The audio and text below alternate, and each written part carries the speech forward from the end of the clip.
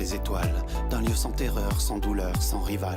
Un petit astre rond, caché dans la lumière des couchers de soleil berçait son atmosphère. Il avait des volcans, une rose et du temps, ainsi que 3 baobabs en guise d'enseignement. Il parlait aux étoiles, à sa rose et au vent, comme on le fait souvent quand on a le temps.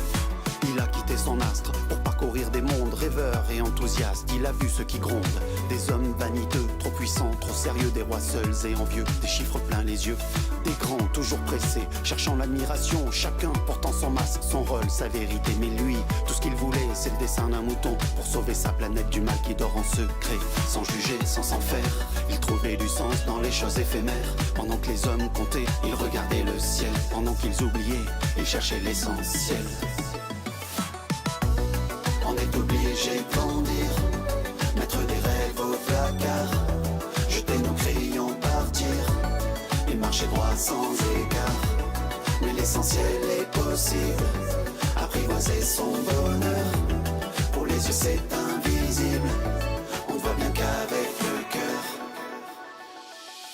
Il parlait doucement, comme on parle à la nuit, avec cette clarté qu'on perd quand on est adulte à vie. Il m'a montré les failles qu'on cache sous nos habits, les rêves qu'on enterre et pourquoi qu'on oublie. Il m'a tendu un miroir, un regard sans pitié sur nos vies mécaniques, sans magie ni vérité. J'ai compris dans ce regard qu'on ne sait plus voir les choses, que l'on croit tout savoir mais qu'on ne comprend plus les roses.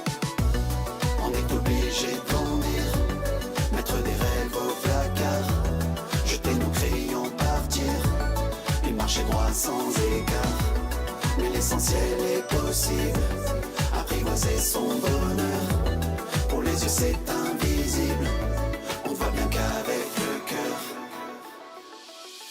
Le petit gars m'a demandé si je tenais mes promesses, si j'étais sûr d'être libre ou esclave du stress. Je me demande parfois si j'ai pas tout confondu, si grandir c'est pas juste perdre tout ce qu'on a cru. Il a parlé d'une rose qui pleurait sans un bruit et qu'on oublie souvent, même quand elle est en vie. Et moi, je suis là et je repense à elle, à sa voix, son odeur, ses épines éternelles. Alors j'arrose mes regrets. J'ai compris un peu tard que les roses fanent jamais quand on les garde à part.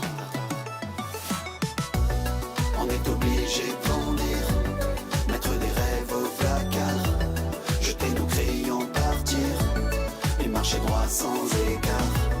Mais l'essentiel est possible, apprivoiser son bonheur.